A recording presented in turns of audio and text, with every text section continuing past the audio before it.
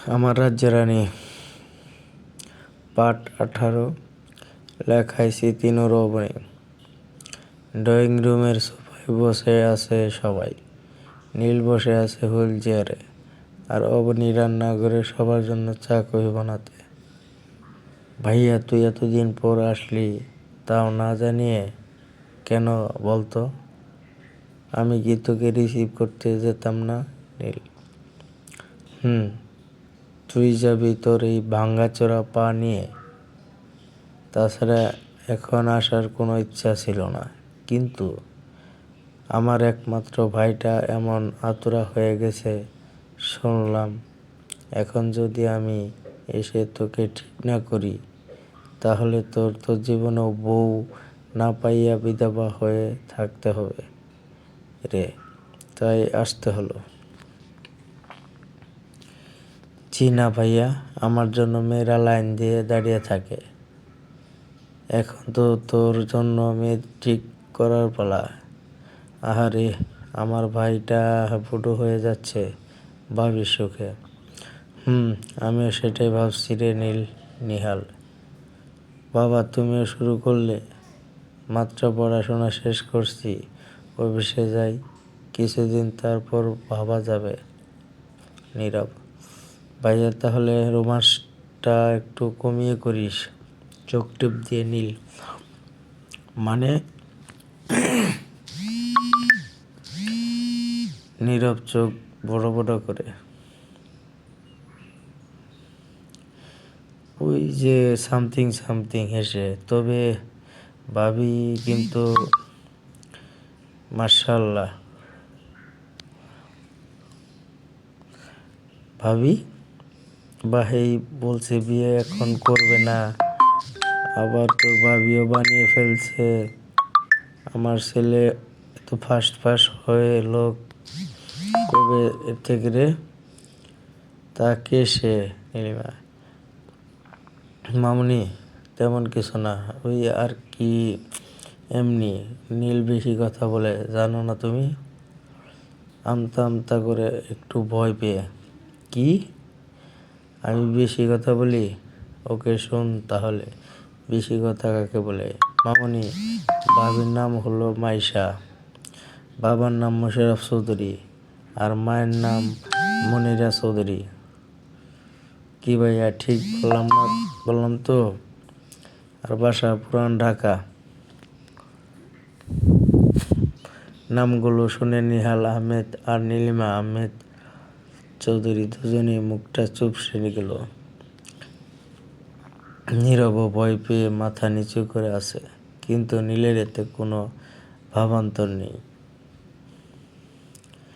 নীলিমা আহমেদ চৌধুরী আর কিছু না বলে চলে গেলেন নিজের রুমে।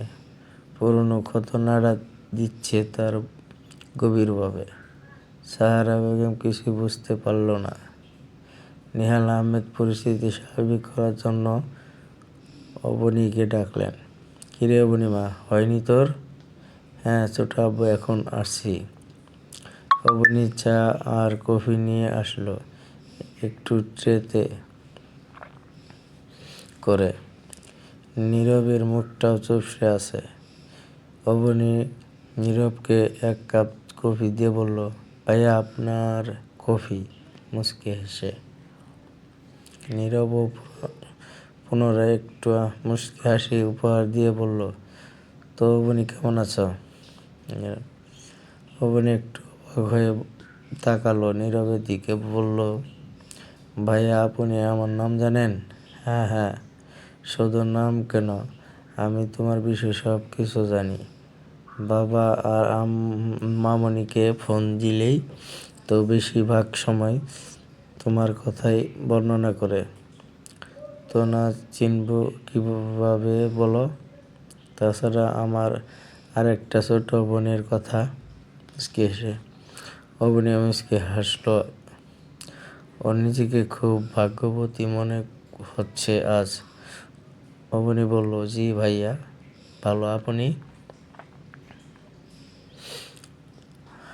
আমি আর ভালো নেই। ভালো সেই বাসটাই দিল নীল। নীলের দিকে রাগী দৃষ্টি তাকিয়ে বিড়বিড় করে, কিরে কিছু বলবি ভাইয়া? কেমন আছো জিজ্ঞেস করছেন, উত্তর দে।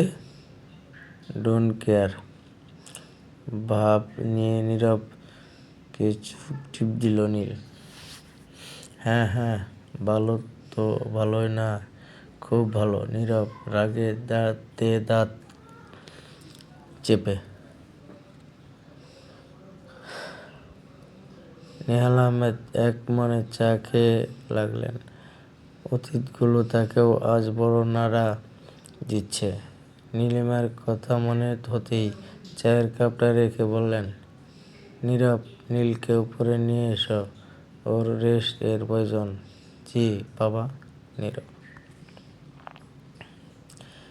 নেহাল আহমেদ আর কিছু না বলে চলে গেলেন নিজের রুমে। গিয়ে দেখলেন নীলিমা আহমেদ চৌধুরী বারান্দায় দাঁড়িয়ে এক দৃষ্টিতে নিচের দিকে তাকিয়ে আছেন। নেহাল আহমেদ কাঁধে হাত রাখলেন ওনার। নিজের দিকে ঘুরিয়ে দেখলেন উনি কান্না করছে।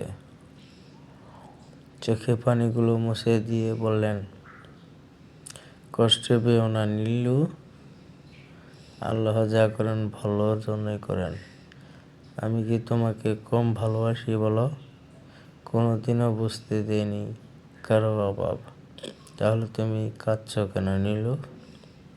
নীল আহমেদ চৌধুরী কান্না করতে করতে জড়িয়ে ধরলেন ওনার ভালোবাসার মানুষ, ওনার বন্ধু, ওনার সহযোদ্ধা, ওনার স্বামীকে। নেহাল আহমেদ ও পরম যত্নে জড়িয়ে ধরলেন ওনাকে। কষ্ট ওনারও হয়, মাঝে মাঝে কষ্টের সাগরে অতলে হারিয়ে যান উনি। তবুও উনি সুখী। বিনিময়ে এমন একটা সহধর্মিণী পেয়েছে যে। নীরব নীলকে কোলে তুলে নিল। সিঁড়ি দিয়ে ওঠার সময় নীলকে বলল, কিরে কেমন দিলাম ভাইয়া? চুপ কর, নইলে এখন একটা আছাড় মারব। খেয়ে খেয়ে বস্তা বানিয়েছিস শরীরটাকে। আছাড় মেরে বাকি হাড়গুলো ভেঙে ফেলবো রাগী দৃষ্টিতে। ওহ, মোটেও আমি মোটা না, জিম করা পড়ি, আমার তুলতে কষ্ট তো হবেই। আর এই জন্যই তো তুই চলে আসলি। তাছাড়া ফেলে দিলে ভালোই হয়, বেশি দিন সেবা পাবো বসে বসে। সেবা পেতে কার না ভালো লাগে বল ভাইয়া? আর আমি যদি আজ ততটুকু না বলতাম, তাহলে সত্যি সত্যি তোকে সারা জীবন বউ ছাড়া বিয়ের শোক করতে হতো। আমি জানি তুই জীবনও এটা বলতে পারবি না। নীল। নীরব নীলকে ওর রুমে নিয়ে খাটে শুয়ে দিল, বলল, মামনি বাবাকে কষ্ট পেল রে, তাছাড়া মনে নিবে কি না ওরা মন খারাপ করে? আরে ভাই, দে না একটু কষ্ট পেতে, দেখ আমি কীভাবে তাদের সবাইকে মিলিয়ে দিই। যতই হোক আমার ভাই জীবনে একটা প্রেম করেছে, একটা কর্তব্য তো আমার আছেই, তাই না? বক বক না করে রেস্ট নে। আমি নিজের রুমে গেলাম। রাত 9:30। নীলিমা আহমেদ চৌধুরী নীলকে খাইয়ে দিয়ে অবনীর রুমে গিয়ে ওকে বললেন, মামনি, তোমাদের রুম তো কাছে, নীলের কিছু লাগলে দেখিস। বলেছিলাম আমি একসাথে ঘুমাই, কিন্তু নীল না করে। তাই তুই একটু খেয়াল রাখিস কেমন?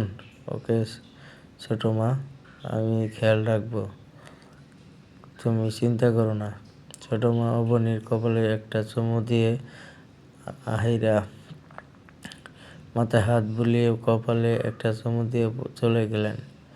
রাত 10টায় আরিহাকে শুইয়ে দিয়ে অবনী নীলের রুমে গেল।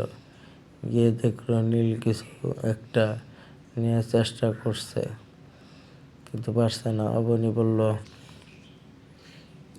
আরে আরে, আমি দিচ্ছি, আপনি বসুন সোজা হয়ে।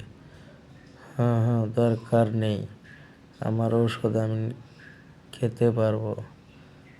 এতক্ষণে আর আসার দরকার নেই কারণ। কতটুকু নিয়ে খেতে পারবেন তা দেখা হয়ে গেছে।